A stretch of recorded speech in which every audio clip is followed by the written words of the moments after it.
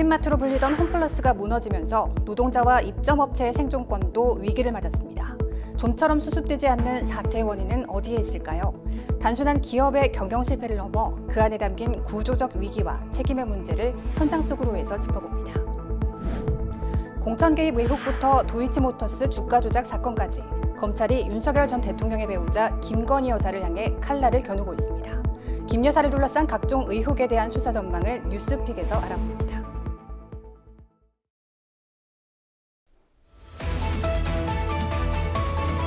시청자 여러분 안녕하십니까? 5월 2일 법률방송 현장과 사람 시작하겠습니다. 요즘 같은 고물가 시대에 할인 행사 등을 이어가는 대형마트는 서민의 일상에 위로가 되죠. 대형마트 3사 중 하나였던 홈플러스가 기업회생 절차에 들어가면서 10만 명에 이르는 근로자와 그 마트를 찾던 수많은 서민의 일상이 흔들리고 있습니다. 일부는 평생 일군 일터를 지키기 위해 머리를 깎았고 또 일부는 노후 자금을 날릴까 두려워 거리로 나왔습니다. 기습적인 법정관리 신청 뒤에 감춰진 책임 회피 논란, 그리고 이해할 수 없는 자금 흐름과 구조조정의 칼날. 국민마트 홈플러스와 10만 근로자의 회복을 위해 필요한 조치는 무엇일까요? 석대성 기자가 실직 위기에 놓인 노동자들의 이야기를 듣고 왔습니다. 20년 넘게 일해온 우리의 일터를 지켜야 한다는 절박한 마음이었고 2만 명의 직원이 피땀 흘려 성장시켜온 홈플러스가 MBK에 의해 산산조각 나는 것을 막아야 한다는 마음이었고 그래서 대다수 여성 노동자들이 태어나서 처음으로 머리를 깎았습니다. 정부는 국민기업 망가뜨린 MBK를 수사하라! 수사하라! 정부는 국가경제 망가뜨린 MBK를 처벌하라!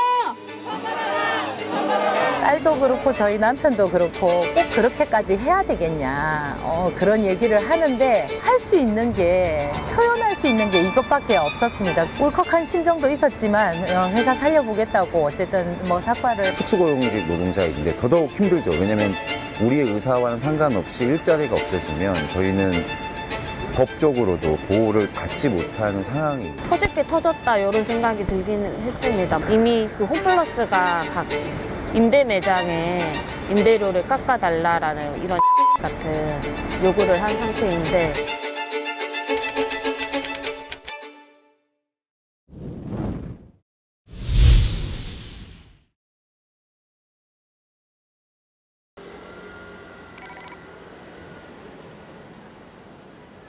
일은 지금 얼마나 하셨어요? 지금 한 10년 정도 됐습니다. 참담하죠. 사실은 뭐 이렇게 큰 대기업이 이렇게 하루아침에 망할 거다 또는 이런 문제가 생길 거다 이렇게 생각을 전혀 못하고 있다가 갑자기 이렇게 회생 절차 들어갔다 뭐 이제 망할 수도 있다 이런 얘기 들으니까. 높은 물가 힘드시죠?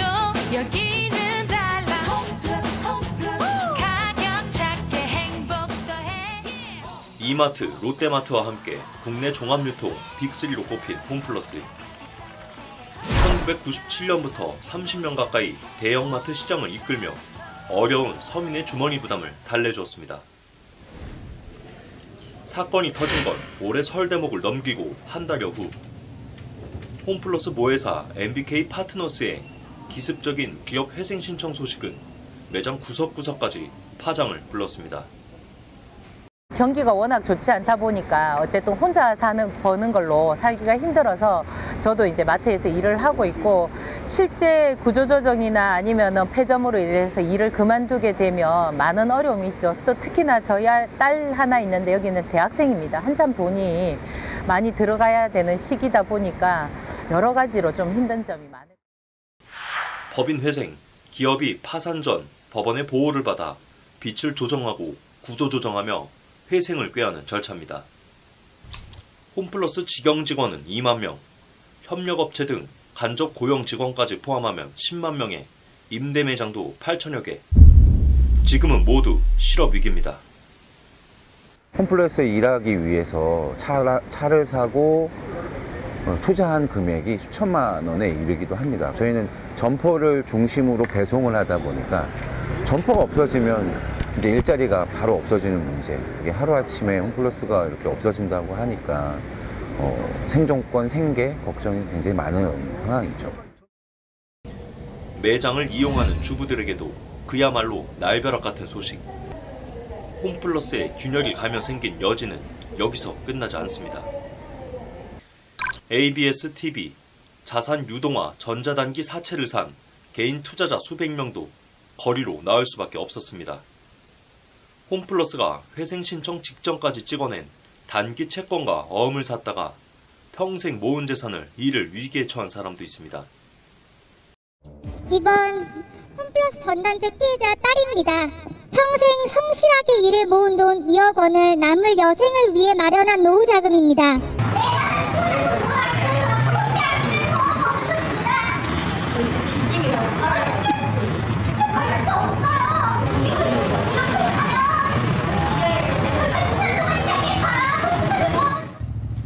(4년간) 이어진 적자 행진. 지난해 단기 순손실 약 6천억 원, 부채 총액 8,502천억 원, 부채 비율 1,400%. 하지만 홈플러스에 대한 회생 신청 결정은 모회사 MBK를 제외하고는 모두 납득하지 못하는 분위기입니다. 저희가 코로나 지나면서 마트 매출만 1조가 줄었습니다. 지금 회복하는 중에 있는데요. A3- 시장에서 거의 거래가 안 되는 기업 어음입니다. 그래서 부도를 피하기 위해서 불가피하게 회생 신청을 하게 됐습니다. 부도를 피하기 위해서요? 왜 홈플러스 다른 방식이 아닌 꼭 회생 절차를 선택했는지 저는 궁금하고요. 상황을 충분히 알리고 경영진이 더 많이 노력할 때는 우리 같이 노력하자라고도 해서 할 수 있는데, 회생 절차를 3월 4일 신청을 했는데 한두 시간 만에 이 개시 결정이 나온 것도 의아해하지만 이게 지금 준비를 언제부터 한 겁니까? 28일부터 3월 4일 0시 사이에 연휴 기간 동안 했습니다. 아이, 그게 말이 됩니까? 제가 법원에서 회생 담당 판사였습니다.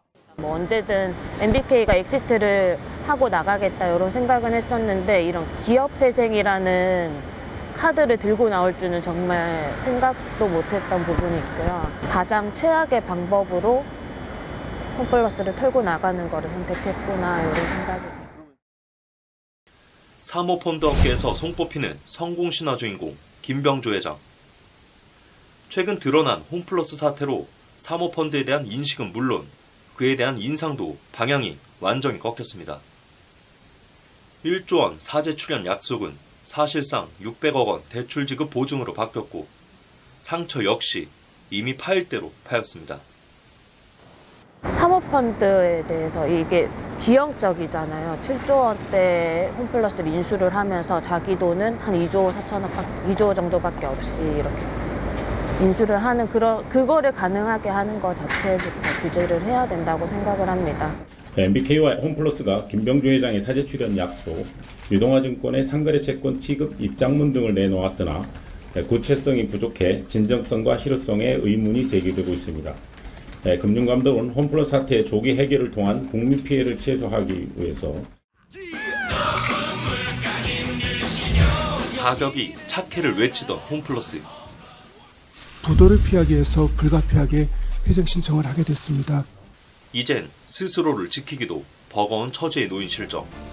저는 한 가지 소망밖에 없습니다. 홈플러스가 앞으로도 계속 지속 가능하게 살아날 수 있도록 하는 것, 이것만이 제 소망이고, 그래야지만 우리 노동자들도, 현장에 계신 우리 소상공인들도 지속 가능하게 살아갈 수 있다라고 저는 그렇게 보고 있습니다. 매장 한켠에서 땀 흘리던 노동자, 자녀 학원비를 아껴가며 투자한 시민, 그리고 홈플러스를 오가던 평범한 서민들. 단순히 기업 하나의 실패를 넘어선 홈플러스 사태. 서민의 주머니를 위로하던 홈플러스라는 이름이 앞으로도 저렴한 가격의 대명사가 될지, 값비싼 상처로 남겨질지 주목됩니다. 법률방송 석대성입니다.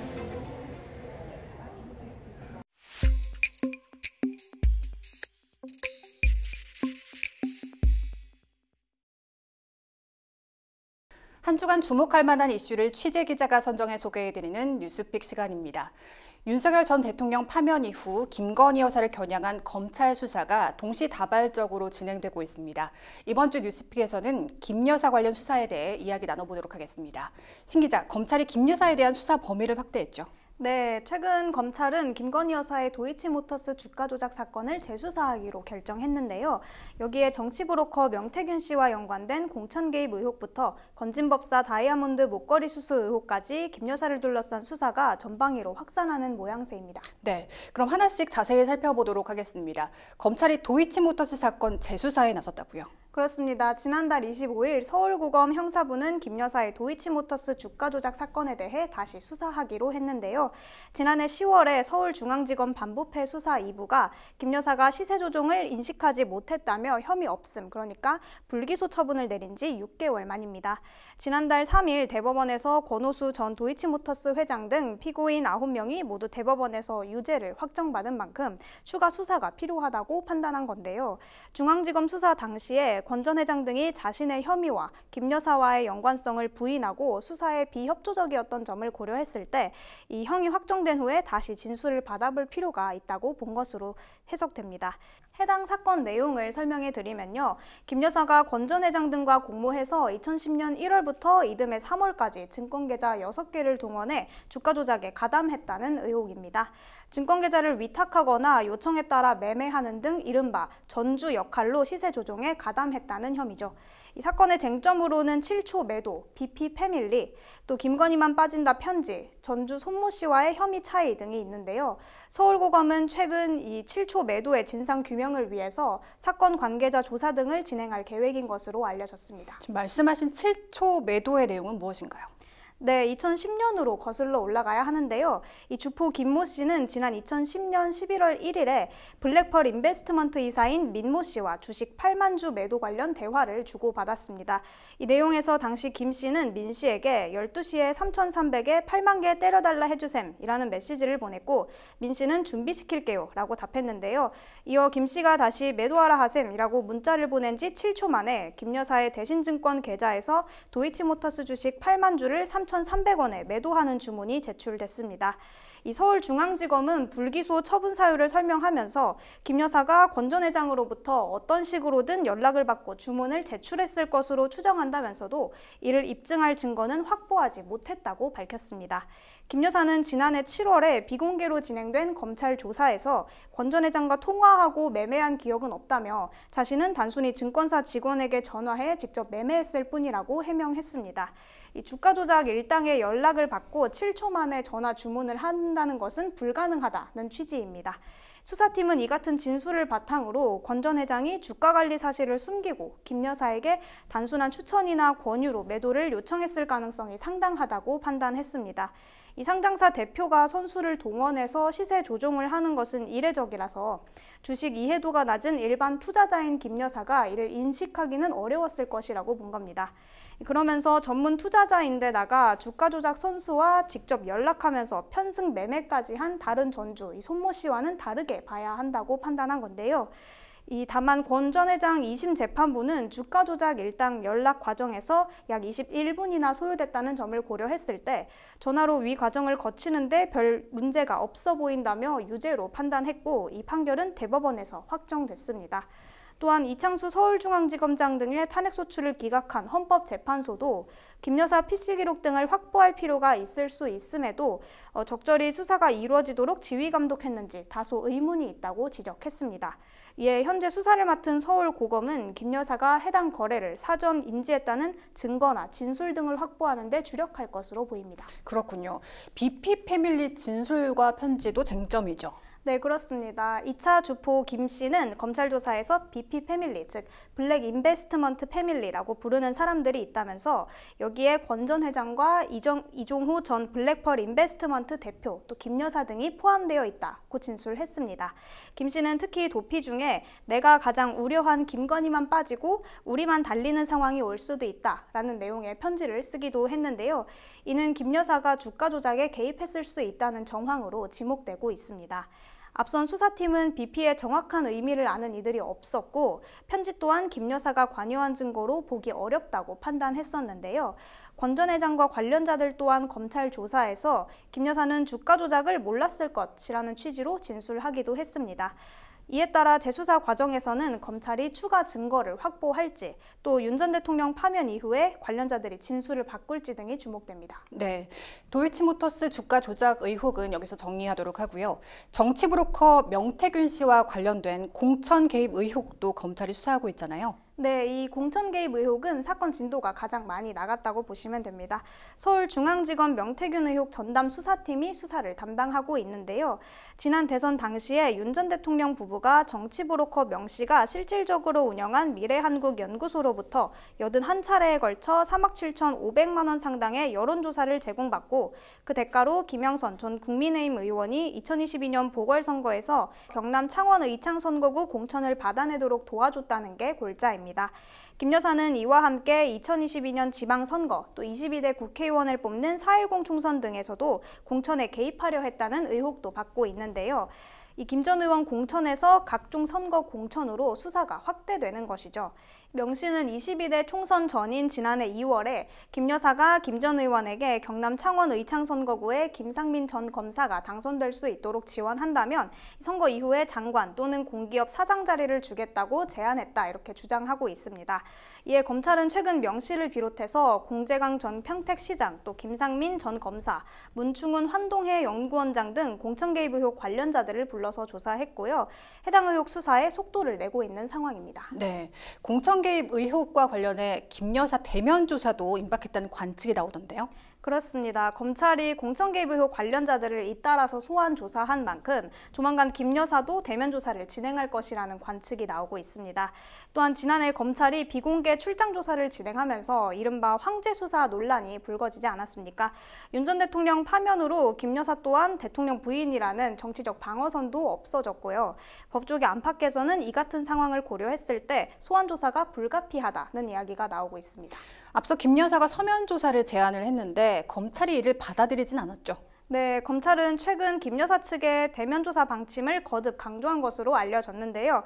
이 김 여사 측이 검찰에 서면 조사도 가능하냐고 하자 검찰 수사팀이 조사할 양이 많고 물어볼 것도 많기 때문에 서면 조사는 적절하지 않다 이런 취지로 답한 것으로 알려졌습니다. 다만 김 여사는 최근 국회 과방위 출석 요구에 심신쇠약을 이유로 불출석 의사를 밝힌 바 있어서 이른 시일 내에 이 대면 조사에 응하게 될지는 미지수입니다. 그렇군요. 최근에는 건진법사가 받은 다이아몬드 목걸이와 관련해서도 논란이 이어지고 있죠. 그렇습니다. 무속인 건진법사 즉 전성배 씨와 관련한 부정 청탁 의혹인데요. 전 씨는 지난 대선 과정에서 윤석열 캠프 네트워크 본부 상임 고문을 맡았던 인물입니다. 윤 전 대통령 부부와의 친분을 바탕으로 공천과 인사 청탁을 받으며 이권에 개입한 혐의로 현재 검찰 수사를 받고 있습니다. 특히 최근에는 전 씨가 지난 2022년 통일교 전 고위 간부인 윤모 씨로부터 건네받은 김 여사 선물이 논란이 되고 있는데요. 이 선물들은 6천만 원 상당의 다이아몬드 목걸이와 고가의 명품 가방, 인삼 등입니다. 모두 윤 전 대통령 당선 이후에 전달됐으며 각각 다른 시점에 전 씨에게 전해진 것으로 파악됐습니다. 서울 남부지검은 윤 씨가 통일교의 캄보디아 사업 등에 필요한 정부의 공적개발원조 지원을 받기 위해서 건진법사를 통해 청탁했는지 수사하고 있습니다. 건진법사 전 씨가 줄곧 윤 전 대통령 부부와의 친분을 과시해온 만큼 이 글을 일종의 로비 창구로 활용해서 선물 공세를 펼쳐서 사업에 도움을 받으려 했을 것이라는 판단입니다. 앞서 전 씨 측은 목걸이가 김 여사에게 전달되지 않았으며 자신이 목걸이를 잃어버렸다고 진술을 했는데요. 검찰은 이 선물들이 최종적으로 김 여사에게 전달이 됐는지 물건들의 행방을 중점으로 수사하고 있습니다. 전 씨는 김 여사의 모친인 최은순 씨와 통화를 하거나 김 여사가 운영한 코바나 콘텐츠 고문 명함을 갖고 다니는 등 인연이 있는 것으로 전해졌습니다. 반면 명품백 의혹과 관련해서는 재수사가 이루어지지 않게 됐죠. 그렇습니다. 앞선 서울고검은 김 여사 도이치모터스 사건은 재수사하기로 결정했었죠. 반면 명품 가방 수수 사건 무혐의 처분에 대한 항고 사건은 재수사 필요성이 없다고 보고 기각했습니다. 인터넷 매체 서울의 소리는 2023년 11월 김 여사가 최재형 목사로부터 명품 가방을 받는 모습이 담긴 영상을 공개하고 다음 달 검찰에 고발했는데요. 이후 전담 수사팀을 꾸린 서울중앙지검은 해당 가방의 직무 관련성이나 대가성이 없다고 없다고 판단하고 지난해 무혐의 처분을 내렸습니다. 이에 불복해 항고했던 백은종 서울의 소리 대표는 재항고하겠다고 밝히기도 했습니다. 네, 김건희 여사를 둘러싼 각종 의혹에 대한 수사가 본격화하는 가운데 앞으로 사건이 어떻게 흘러갈지 귀추가 주목됩니다. 이번 주 여기까지 듣겠습니다.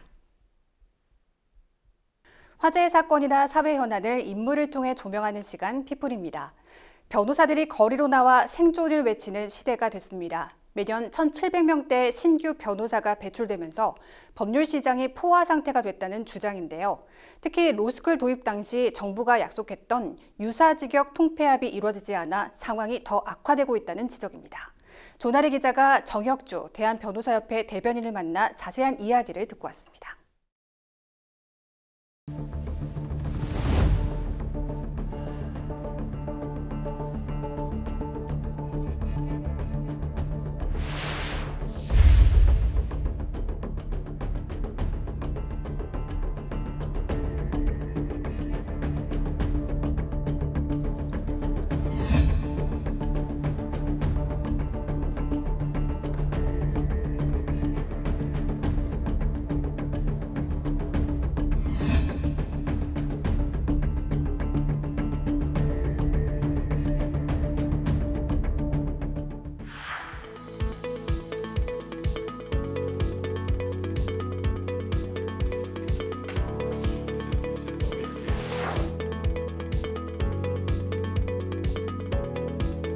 최근 집회에 연달아 나서고 계시는데 취지에 대해서 설명 부탁드립니다. 네, 이번 집회의 취지는 단순히 변호사 수 감축만을 요구하는 것이 아닙니다.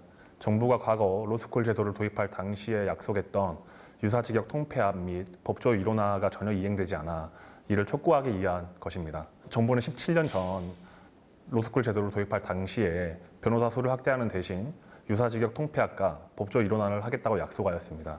그러나 17년이 지난 지금 변호사 수는 확대되었지만 유사직역 통폐합 및 법조 이론화는 전혀 이루어지지 않았습니다.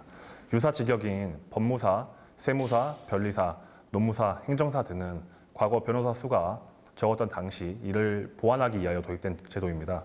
그러나 지금 매년 변호사가 약 1,700명 이상이 배출됨에도 불구하고 여전히 유사직역 수는 증가하고 있습니다.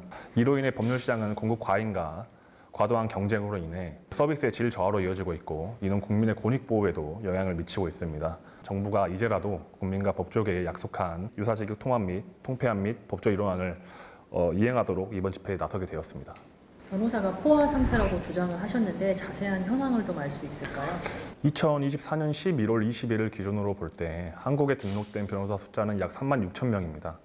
그런데 우리나라보다 인구가 2배 이상 많은 일본은 현재 4만 6천 명의 변호사가 활동하고 있습니다. 이를 인구 1만 명 당으로 환산하면 한국은 약 7.1명이지만 일본은 약 3.7명으로 한국은 일본보다 약 2배 정도 가까이 많습니다. 뿐만 아니라 더 심각한 것은 법조 유사직역 종사자 수입니다. 한국은 약 60만 명, 그리고 일본은 약 20만 명에 달합니다. 이 또한 인구 1만 명 당으로 환산하면 한국은 약 120명이지만 일본은 약 20명으로 한국은 일본보다 약 6배 이상 차이가 납니다. 뿐만 아니라 법무사, 세무사, 변리사, 노무사, 행정사 등 법률 관련 자격사 전반에서 한국은 세계적으로 유례없는 수준의 인력 과잉 상태에 놓여 있습니다. 변호사가 이제 전문직이긴 하지만은 은퇴 나이가 늦어서 좀 미치는 영향도 있지 않을까요? 이론적으로 변호사는 정년이 없는 직업이 맞습니다. 그러나 실질적으로 60대가 넘어가면은 수입이 급감하기 때문에 실제 변호사들의 은퇴 시점은 일반 회사원들과 비교해도 크게 다르지 않습니다. 오히려 더 빨리 은퇴하는 경우도 많습니다. 결국에 시장에 얼마나 많은 신규 변호사가 지속적으로 유입되느냐가 법률시장 균형에 결정적인 영향을 미치며 변호사 수급 조절의 핵심 변수입니다. 따라서 지속 가능한 법조 생태계와 국민을 위한 법률 서비스 유지를 위해서는 현재 시스템 하에서는 신규 변호사 수를 감축하는 것이 맞습니다. 판사나 검사 하셨다가 퇴직하시고 변호사 하시는 분들 많잖아요. 그러한 점을 고려하더라도 가장 유의미한 변수는 신규 변호사 배출 수가 지금 제도 하에서 너무 많이 배출되고 있다는 것입니다. 김정욱 변협 회장님이 월 평균 수입 건수가 급감해서 법률시장 질적 저하가 발생하고 있다 이렇게 주장을 하셨는데 구체적으로 질적 저하가 어떤 내용인지 좀 설명 부탁드립니다. 현재 법률시장은 과도한 경쟁으로 인해서 박리담의식 스윙 구조가 일반화되어 있습니다. 그렇기 때문에 많은 변호사들이 한 달에 사건을 수십 건을 처리하면서 각 사건에 쏟는 시간과 정성이 줄어들고 있습니다.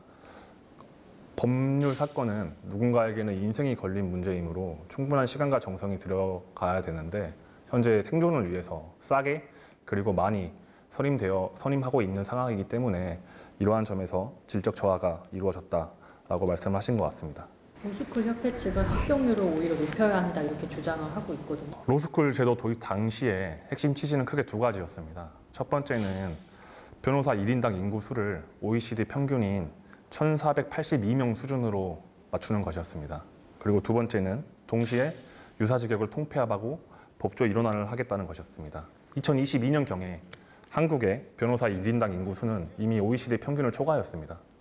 그러나 유사직역 통폐합이나 법조 일원화는 전혀 이루어지지 않았습니다.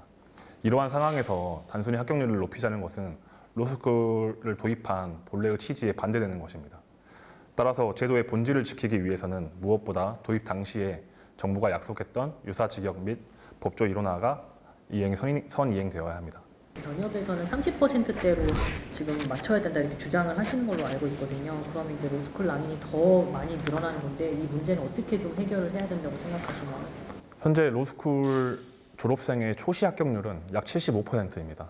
그리고 5년 누적 합격률은 약 88%입니다. 이는 사실상 대부분의 졸업생이 일정한 기간 내에 변호사 자격을 취득하고 있음을 뜻합니다. 과거 매년 수만 명의 낭인을 양상했던 사법시험 제도와 비교해 보면은 현재 낙방 후에도 변호사 자격을 획득하지 못하는 인원은 약 200명 이하 수준으로 극히 제한적입니다. 이를 동일선상에 놓고 낭인 문제를 지적하는 것은 사실에 기반하지 않는 과도한 해석인 것 같습니다. 세상에 100% 모두 합격하는 시험은 없습니다. 중요한 것은 로스쿨 교육이 실질적인 법조인 양성에 걸맞는 수준으로 운영되는가입니다. 졸업은 했지만 시험에 반복적으로 낙방하는 것은 교육 과정이 제 기능을 다 하지 못하는 데서 기인한다고 생각합니다. 불필요한 재응시를 줄이기 위해서라도 졸업 요건과 학사 운영을 보다 엄중히 관리하고 교육의 질을 높이는 노력이 반드시 필요하다고 생각합니다. 법률 시장을 늘리는 방안도 함께 고려돼야 된다고 생각을 하는데 이에 대해서 어떤 생각이신가요? 법률 시장 확대는 매우 중요한 과제이며 현재 대한변호사협회는 이를 적극적으로 추진하고 있습니다. 예컨대 대표적인 사례가 바로 주식회사 등의 외부 감사에 관한 법률, 약칭 외감법입니다. 현재 외감법은 일정 규모 이상의 기업이 외부 감사를 받도록 하고 있지만 그 감사를 맡는 외부 전문가의 자격이 불분명합니다. 이를 개선하기 위해서 10년 이상의 경력의 변호사를 외부 감사인 자격에 포함시키는 개정안이 국회에 발의되었고 이는 대한변호사협회가 꾸준히 국회와 관계기관에 요청해온 결과입니다. 대한변호사협회는 이처럼 법률 시장의 실질적 확대를 위한 입법 활동에 적극적으로 나서고 있습니다. 합격자 수를 줄인다고 하더라도 수험생의 신뢰를 고려하면 급작스러운 변경은 어려울 것 같은데요. 어떻게 좀 풀어가야 할까요? 로스쿨 제도를 도입할 당시의 정책적 목표는 변호사 시험 합격률은 입학 정원 대비 약 75% 이하를 기준으로 하는 것이었고 두 번째는 변호사 1인당 인구수를 OECD 평균 수준에 도달하도록 하는 것이었습니다. 현재 이 두 가지 기준은 모두 이미 달성된 상태입니다. 따라서 이제 합격자 수를 조정하는 것은 이미 충분히 예상할 수 있었기에 수험생의 신뢰를 해친다고 보기 어렵습니다. 오히려 정부가 로스쿨 제도 도입 당시에 약속했던 유사직역 통폐합 및 법조 일원화는 전혀 이루어지지 않았기 때문에 이것이야말로 바로 법조계의 신뢰를 훼손하는 것이 아닌가라는 생각이 듭니다. 현재 변호사 시험 관리위원회에는 총 15명의 위원이 들어가는데 그중에 변호사는 단 3명 뿐입니다. 특히 이것보다 더 문제인 것은 변호사 시험은 변호사 시험 합격자 발표 당일에 합격자 수를 결정한다는 것입니다. 학생들의 경우에는 시험 보기 전부터 시험이 끝나고 합격자 발표 당일까지 불안해하고 있는 상황이고 변호사 업계는 미리 몇 명이 나올지를 알게 된다면 이것이 시장에 어떠한 영향을 미칠지 또 가늠을 할 수 있는데 이것조차 불가능한 상황입니다. 따라서 정부는 이제라도 변호사 시험 운영 방식이나 합격자 결정 방식을 개선해야 할 필요가 있습니다. 유예 기간을 둬서 점진적으로 줄여나갈 것 같습니다. 저희가 1회 합격자 발표 때도 그렇고 지금까지 보면 한 번에 많이 늘리기보다는 조금씩 점진적으로 증가하였기 때문에 줄일 때도 약간 점진적으로 줄이는 것이 현실적이지 않을까 싶습니다. 네, 일각에서는 대한변협의 이번 집회에 대해서 사회 중개사는 침묵하고 이익활동만 집중하는 거 아니냐 이런 지적도 있거든요. 대한변호사협회는 등록 변호사만 약 3만 6천 명이 소속된 국내 최대 단체이지 않습니까? 따라서 공공성과 사회적인 책임을 지닌 조직인데 회원들의 의견이 첨예하게 갈리는 사안에 대해서는 단전적인 입장을 지향하고 정치적인 중립성을 유지하기 위해 신중하고 절제된 자세를 지향하고 있습니다. 이러한 태도 때문에 때로는 국민 여러분께는 답답하게 비춰질 수 있었을 것 같은데 협회는 작년 비상계엄 논란 당시 누구보다 신속하게 위헌 및 위법의 가능성을 지적하며 해제를 촉구하는 성명서를 발표한 바 있습니다. 그리고 헌법재판소의 주요 결정이 지연될 당시에도 대한변호사협회는 목소리를 내어왔습니다. 헌법재판소의 조속한 결정을 촉구하였고 재판관의 객관적이고 공정한 판단 그리고 여야 정당의 사전 승복 의사표명을 요구하였습니다. 두 번째는 이번 집회는 단순히 직역 이익을 위한 행동이 아닙니다. 국민의 권리 보호와 건강한 법조 생태계 유지라는 중대한 공익적 가치가 걸린 사안입니다.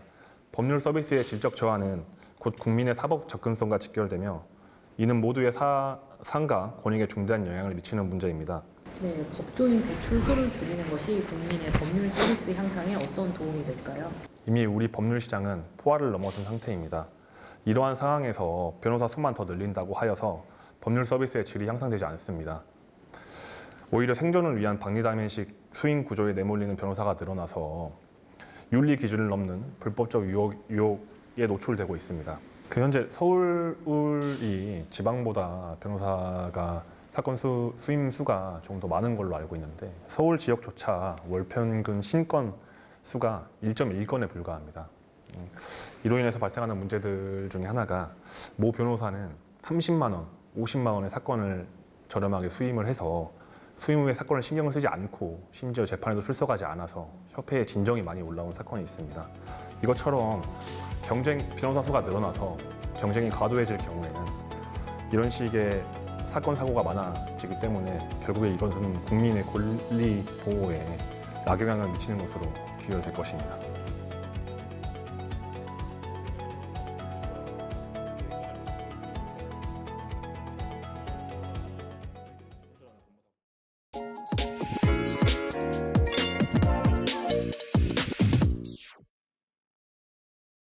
HBM 수요가 강세를 보이면서 국내 반도체 업계에 긴장감이 돌고 있습니다. SK 하이닉스의 HBM 생산 장비를 독점 공급해온 한미 반도체와 SK 하이닉스의 동맹의 균열이 일고 있는 건데요. 최근 거래선을 늘리려는 SK 하이닉스에 반발한 한미 반도체가 생산 라인 엔지니어를 철수하면서 양사가 전면전에 돌입했습니다. 국내 경제와 산업별 이슈를 짚어보는 경제인 이슈. 오늘은 김종효 알파경제 이사님과 국내 반도체 업계의 흔들리는 동맹과 향후 공급망 변화에 대해 이야기 나눠보겠습니다. 이사님 안녕하세요. 네, 안녕하십니까. 네, 저희가 지난 시간에도 반도체를 다뤘었는데 SK 하이닉스의 HBM 값은 고정값이다. 그만큼 성장이 예견된 시장이라 이렇게 얘기를 하셨는데 지금 HBM을 둘러싸고 국내 반도체 업계가 술렁이고 있습니다. 한미 반도체와 SK 하이닉스 간 동맹이 흔들리고 있는 건데 간단히 설명해 주실까요? 네, 이제 8년간 이 두 업체가 협력을 해왔다 이렇게 볼 수가 있습니다. 그동안 SK하이닉스가 삼성전자를 이긴 적은 단 한 번도 없었는데 이번에 이제 처음으로 이기게 된 가장 결정적 계기는 HBM이라고 하는 가장 비싸게 팔 수 있는 소위 이제 고수익 메모리에서 삼성전자와 격차를 벌린 데 그 원인이 있다라고 볼 수가 있겠죠. 엔비디아양 물량을 거의 독점하다시피 하면서 HBM에서는 압도적인 우위를 보여왔다 이렇게 볼 수 있는데요.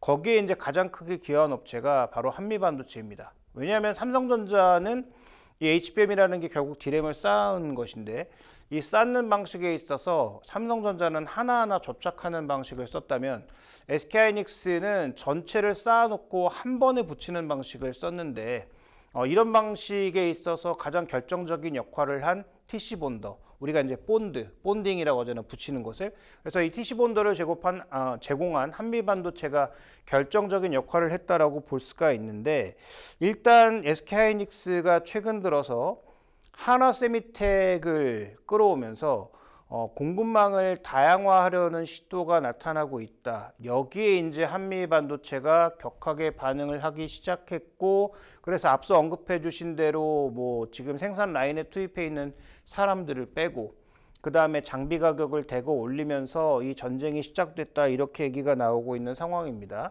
그런데 이제 앞단에 우리가 하나 더 살펴보면 이런 현상이 나타난 이유는 좀 더 본질적인 이유가 있지만 최근에 나타난 표면적인 이유 중 하나는 블랙엘의 공급이 생각보다 잘 안 되고 있다. 그러면서 지금 엔비디아 내 HBM 재고가 쌓이고 있는 게 아니냐 이런 얘기가 또 나오면서 SK하이닉스가 뭔가 이익의 압박을 받으니 비용을 낮출 수 있는 그런 전략을 찾는 과정에서 공급선을 다양화하려고 하는 게 아니냐. 한미반도체에게 독점적으로 받으면 가격 협상력이 없으니까 기본적으로 애플이나 삼성전자가 취하는 멀티벤더 전략으로 가려는 것이 아니냐 이런 얘기가 흘러나오고 있습니다. 네. 그런데 협력사 변동은 있을 수 있는 일이잖아요. SK하이닉스가 한화세미텍을 신규 협력사로 삼은 것이 이 한미반도체가 특별히 반발하는 이유가 있을까요? 네. 반발할 이유가 원래는 없죠. 왜냐하면 한미반도체도 최근에 마이크론으로 점점 업력을 넓히고 있거든요.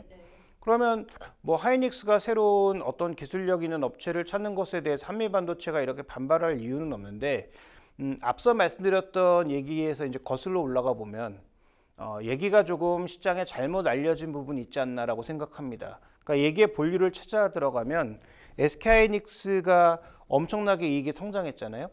아까 말씀드렸던 대로 항상 2등 업체였던 SK하이닉스가 HBM에선 1위로 올라오면서 이익 기준으로 1위로 올라왔단 말이죠. 그러면 이익이 이렇게 성장했는데 그동안 8년 동안 이 한미반도체가 SK하이닉스와 협력하면서 어떻게 했느냐. 8년 동안 장비의 유지 보수 인력을 무료로 파견해주고 그 다음에 비용을 8년 동안 한 번도 올리지 않았습니다. 그런데 SK하이닉스의 이익이 조 단위로 성장하고 있는데 그러면 한미반도체도 자연스럽게 이제 제가격을 요구할 거 아니겠습니까? 그 다음에 한미반도체가 마이크론이라고 하는 또 하나의 동반자를 찾은 시점부터 자신감이 생겨서 SK하이닉스에 요구를 한 거죠. 가격을 올리고 유지보수와 관련된 비용도 내자라고 요구를 했는데 아마도 SK하이닉스 입장에서는 이게 굉장히 괘씸했던 것 같습니다. 그래서 장비업체 따위가 감히 우리에게 라고 하면서 지금 기술력도 되지 않는 한화 장비를 끌고 온 거죠. 그래서 실제적으로 이 안에서 이제 법적 분쟁도 나타나기 시작한 거고 그래서 여러 가지 얘기들이 지금 벌어지고 있는 상황이다. 좀 이렇게 봐야 될 것 같습니다. 그래서 얘기를 총 정리해 보면 한미반도체가 성과를 내는 SK하이닉스에게 이익 분배를 요구했는데 SK하이닉스 입장에서는 이 이익 분배가 탐탁치 않아서 다른 업체를 찾는 과정에서 나타나고 있는 분쟁이 아니냐. 조금 이렇게 봐야 될 것 같습니다. 네, 이제 방금 이제 한화세미텍 얘기도 나왔는데 지금 한미반도체는 한화세미텍과도 이제 법적 분쟁을 벌이고 있는데요.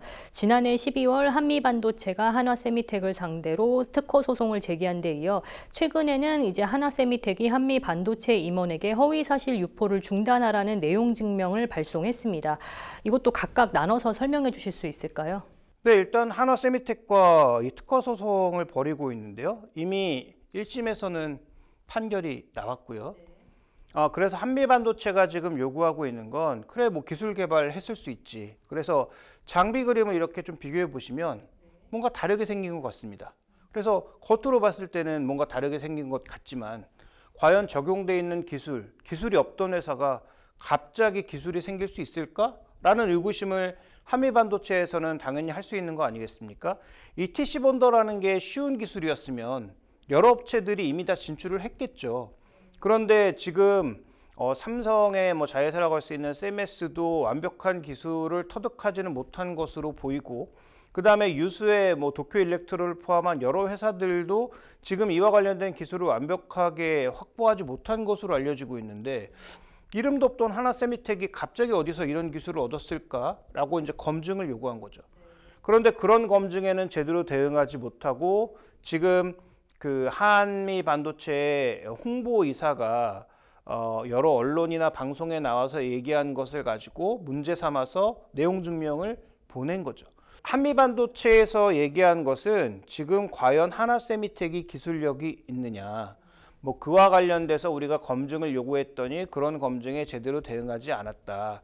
그다음에 지금 지금 4세대까지 가고 있는 HBM 관련된 장비의 기술력을 정말로 제대로 확보하고 있는지에 대한 그런 내용들을 언급한 것인데, 하나세미텍에서는 그런 내용들은 어이없다. 우리가 기술력을 가지고 있고 그래서 너희에게 내용 증명을 보내고 관련된 내용에 대해 소송을 할 거다.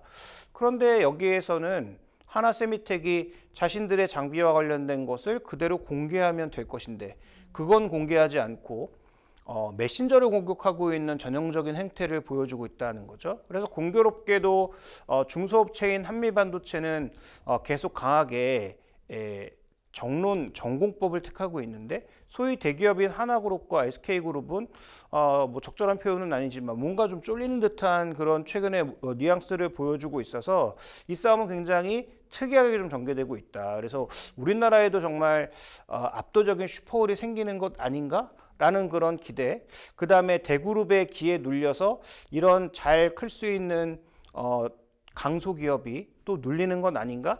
이런 우려와 기대를 동시에 좀 할 수밖에 없는 상황이 아닌가, 이렇게 좀 보고 있습니다. 네, 하나세미텍이 하나비전의 자회사인데 이번 분쟁이 하나비전에도 좀 영향을 미칠까요? 네, 하나비전이 상장돼 있는 회사고 하나세미텍은 그 밑에 자회사도 들어가 있기 때문에 결국은 하나세미텍은 독점적으로 움직이는 주가가 없습니다. 그러니까 하나세미텍의 기대와 실망이 모두 하나비전으로 그대로 귀결되어 있는 거죠. 근데 원래 하나비전은 지금 홈페이지에 들어가 보시면 알겠지만 그냥 CCTV 회사입니다. 근데 그 밑에 소속되어 있는 하나세미텍이 최근에 언급되었던 TC본도를 포함해서 다양한 반도체 장비를 만들어내고 있다고 설명하고 있기 때문에, 그러면 하나세미텍이 얼마만큼의 기대감을 가지느냐 가지지 못하느냐는 하나비전의 주가에는 결정적으로 작용할 수밖에 없죠. 왜냐하면 뭐 CCTV 회사가 뭐 얼마나 가치를 부여받을 수 있겠습니까? 그래서 과거에 이제 삼성 테크인에서 분리돼 나와서 이름도 이제 하나로 바꾸고 그 안에 하나정밀기계 여러 회사를 합병한 게 하나비전이라고 봐야 될 텐데, 최근에 하나비전의 가치는 거의 하나세미텍이 좌지우지하고 있다 해도 과언이 아닙니다. 근데 또 최근에 보시면 주식시장에서 수급을 봤을 때 이 두 종목의 수급이 많이 엇갈리고 있거든요. 한미반도체는 외국인 기관이 적극적으로 파는 양상이고, 반대로 이제 하나비전에 대해서는 매수가 들어가고 있지만 이건 수급적인 요인이지 펀더멘탈을 반영한다라고 보기엔 조금 어렵습니다. 왜냐하면 하나세미텍의 말이 진실이라면 그러면 자산 분배하는 자산운용사나 투신사의 입장에서는 전혀 가치를 반영하지 않았던 기업에게도 가치를 부여해야 되고 자산을 배분해야 되거든요. 그러니까 당연히 기존의 한미반도체 독점적인 기업에게만 부여했던 지분을 나눠서 하나비전에게 줄 수밖에 없는 거죠. 그러니까 최근에 매매 동향을 보시면 하나비전만 사고 한미반도체는 파는 듯한 모습이 나타나고 있지만, 자, 이것은 어떤 경쟁할 만한 새 회사가 나타나서 자산을 배분하는 과정에서 나타난 흐름이라고 봐야지, 펀더멘탈적으로 하나비전이 우월하고 한미반도체는 떨어진다, 이렇게 이해하시면 안 될 것 같습니다. 네, 한미반도체도 최근 마이크론 등 다른 HBM 기업과 거래를 확대하겠다는 방침인 것 같은데요. 뭐 일각에서는 삼성전자 얘기도 나오고 있어요. 근데 이제 한미반도체는 2012년 삼성전자하고 특허 소송을 벌인 적도 있어서 이례적이란 반응도 나오는데 어떻게 보시나요? 네, 그래서 삼성과는 아마 인연을 맺을 가능성이 좀 낮아 보입니다. 인연을 맺더라도 한미반도체와 직접 맺기보다는 간접적으로 맺을 가능성이 높다라고 보고 있고요. 그래서 따로 삼성전자의 그 후처리, 그러니까 HBM의 후처리를 다른 쪽에 맡겨서 그게 이제 한미반도체 방식으로 뭐 들어가는 형태로 될 가능성은 있지만, 어쨌든 지금 삼성전자는 세메스라고 하는 관계사와 할 가능성이 굉장히 높게 점쳐지고 있고 이미 하고 있기 때문에, 뭐 그런 관점에서 본다면 삼성전자와 한미반도체가 뭔가 일을 같이 할 가능성은 낮습니다. 제로는 아니고요. 그 다음에 이제 또 하나 이제 살펴봐야 될 것은 마이크론이라고 하는 뒷배가 있기 때문에 지금 한미반도체가 이렇게 강하게 나오고 있는 것으로 볼 수 있죠. 그러니까 1분기의 실적이 이례적으로 좋았는데 지금 하나세미텍으로 가는 물량, 그 관계가 조금 어그러지면서 한미반도체의 물량이 SK하이닉스로 덜 갔기 때문에 뭔가 실적에 변동이 있지 않을까라고 봤는데 1분기 실적의 핵심은 해외로 물량이 대거 나갔다는 거죠. 그러니까 이건 마이크론양 물량일 가능성이 높고요. 그래서 현재 구간에서는 5세대까지는 압도적인 우위를 차지하고 있다. 하나세미텍이 이미 8단에서도 소송에 휩싸여 있는 모습이고, 이게 이제 12단이라든지 그 다음에 이제 6세대로 넘어가는 하이브리드 본딩과 관련돼서도 과연 하나비전, 하나세미텍이 의미 있는 기술력을 가지고 있는지에 대한 검증이 전혀 되어 있지 않기 때문에 뭐 그런 관점에서 본다면 저는 지금의 현재 이 소송전, 그 다음에 나타나고 있는 현상들이 당분간은 좀 더 불확실성으로 여겨질 수 있지만, 결론적으로는 SK하이닉스나 하나세미텍이나 한미반도체를 이길 가능성이 그렇게 높지 않다는 그런 조심스러운 전망을 한번 해보도록 하겠습니다. 네, 한미 반도체 행보를 두고 이제 업계에서는 슈퍼 의뢰 반격이다 이렇게 이야기를 하고 있는데요. 그만큼 기술 면에서 한미 반도체가 자신감을 보이고 있다 이렇게 볼 수도 있겠지만,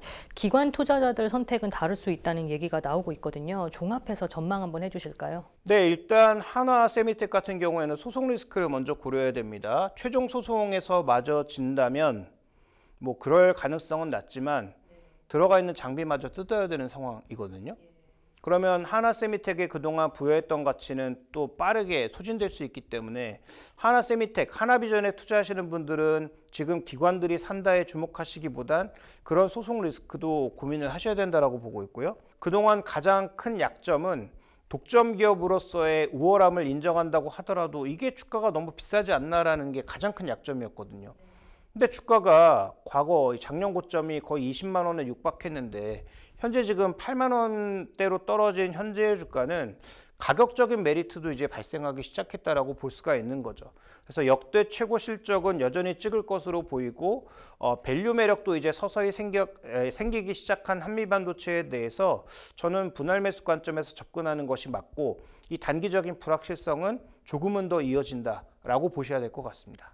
네, 잘 들었습니다. 이번 주 경제인 이슈는 여기까지입니다. 오늘도 함께해 주신 김종효 알파경제 이사님 고맙습니다.